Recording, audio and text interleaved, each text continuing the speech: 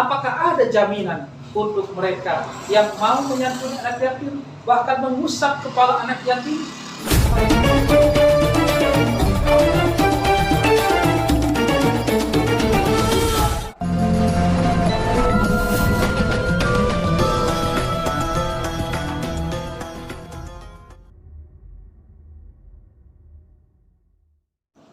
Assalamualaikum warahmatullahi wabarakatuh. Hamdan wa syukran lillah, usalli wa usallimu ala rasulillah wa ala alihi wa ashabihi wa mawalah, amma ba'd. Pemirsa yang dimuliakan Allah subhanahu wa ta'ala, di antara hari yang mulia dan teristimewa di bulan Muharram, tepatnya tahun baru Hijriah, khususnya pada tahun ini 1443 Hijriah, kita dianjurkan untuk menyantuni anak yatim piatu. Allah subhanahu wa ta'ala di dalam surah Ad-Duha ayat 9 sampai dengan 10. Di situ sudah dijelaskan, A'udzu billahi minasyaitonir rajim. Bismillahirrahmanirrahim. Fa ammal yatima fala taqhar wa ammas sa'ila fala tanhar. Kata Allah, fa'ammal yatima fala taqhar. Oleh sebab itu, kepada anak-anak yatim piatu, kepada anak-anak yatim, kita dilarang untuk melakukan tindakan sewenang-wenang, dilarang untuk menyakiti mereka, dilarang untuk membuat nangis mereka yang ternyata anak tersebut yatim piatu. Berbahagialah ketika di sebuah rumah ada seorang anak yatim.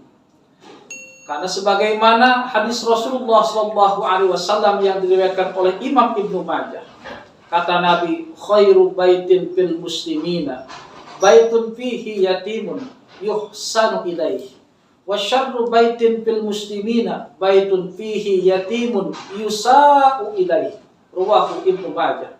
Kata Nabi, sebaik-baik rumah orang muslim, umat muslim, yaitu yang di mana rumah tersebut, di rumahnya ada seorang anak yatim, yuhsan ilaihi, diperlakukan dengan baik.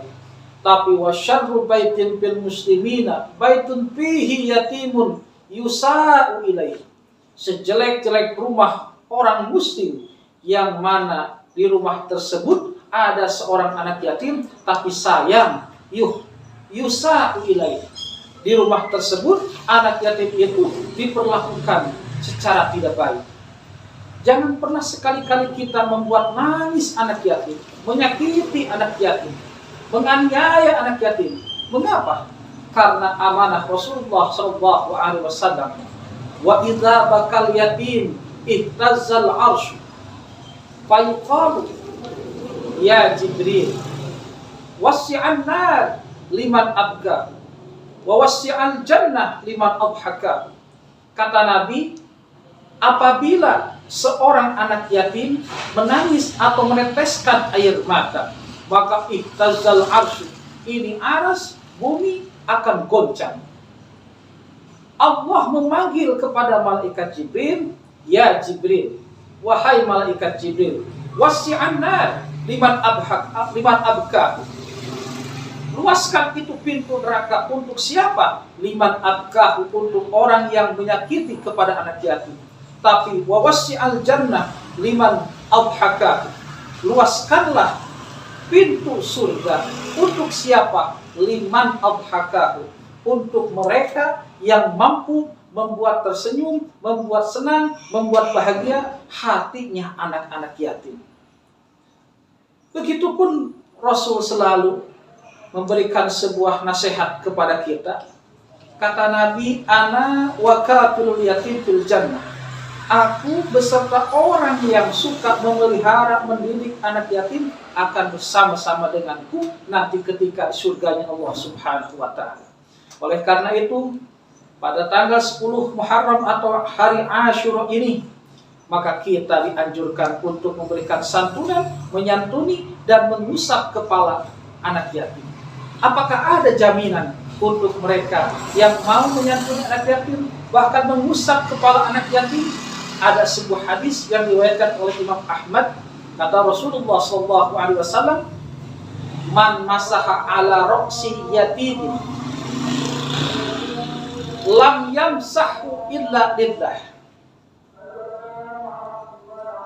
Siapa orang yang mau mengusap kepala anak yatim, lam yamsahu illa lillah, dengan hati yang ikhlas karena Allah, dengan mengedepankan rasa kasih sayang, maka kanat lahu fi kulli syahratin, akan ada kepada orang tersebut, untuk orang tersebut, fi kulli syahratin, setiap rambut yang diusap oleh orang tersebut kepada anak yatim, marrat yaduhu alaiha hasanatun, Allah akan berikan sebuah pahala kebaikan sebanyak rambut anak yatim tersebut. Kalau misalkan banyak anak yatim tersebut rambutnya, maka insya Allah ketika kita mengusap kepala anak yatim akan beribu-ribu sebuah kebaikan. Itulah pentingnya kita menyantuni anak yatim, khususnya pada tanggal atau hari Asyura ini. Yang kedua, amanat Allah di dalam surah Ad-Duha ayat 10. Wa ammas-sa'ila fala tanhar. Kepada mereka yang suka minta-minta, pengemis-pengemis, hendaklah kita tidak boleh menghardiknya, tidak boleh menghinanya. Ketika ada seorang pengemis yang meminta-minta ke rumah kita, kepada kita, maka beri oleh kita. Berapapun yang kita mampu, asalkan kita ikhlas memberi kepada orang tersebut. Apakah ada jaminan untuk orang yang menyedekahkan hartanya, menginfakkan hartanya di jalan Allah, apalagi harta tersebut adalah harta yang paling dicintai olehnya? Di dalam surah Al-Imran ayat 92 Allah berfirman, lan tanalul birra hatta tunfiqu mimma tuhibbun wa ma tunfiqu min syai'in fa innallaha bihi alim. Kata Allah, kalian tidak akan pernah mendapatkan sebuah kebajikan sebelum menginfakkan, mendermakan sebagian harta yang kalian cintai. Wa ma tunfiqu min syai'in fa innallaha bihi alim. Apapun yang kalian kerjakan, apapun yang kalian infakkan, yakinlah tentang hal itu. Fa innallaha bihi alim. Sesungguhnya Allah Zat yang Maha Mengetahui. Ketika kita memberikan sebuah sedekah kebaikan kepada orang, maka harus yakin. Bahkan Rasul berikan sebuah penguatan kepada kita, ma naqasat malun min shadaqatin bal yazdad. Tidak akan pernah berkurang sedikit pun harta yang kita infakkan, yang kita dermakan, yang kita sedekahkan kepada orang lain.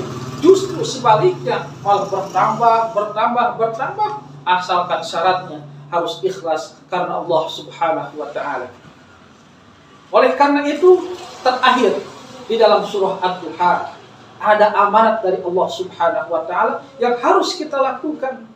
Wa amma bi ni'mati rabbika fahaddits. Setelah kita mampu menyantuni anak yatim, mampu memberi kepada orang yang meminta-minta, yang membutuhkan, dengan mendermakan sedekah kita, mengeluarkan infak kita, maka wa amma bi ni'mati rabbika fahaddits, atas sebuah nikmat yang diberikan oleh Tuhan, maka fahaddits, syiarkanlah. Boleh kita mensyiarkan sebuah kebaikan yang kita miliki dengan tujuan untuk mendekatkan diri kita kepada Allah dan memberikan sebuah motivasi terhadap orang-orang yang berada di sekeliling kita. Bukan berarti kita sombong. Mudah-mudahan ada manfaatnya. Wallahul muwaffiq ila aqwamit thoriq. Wassalamualaikum warahmatullahi wabarakatuh.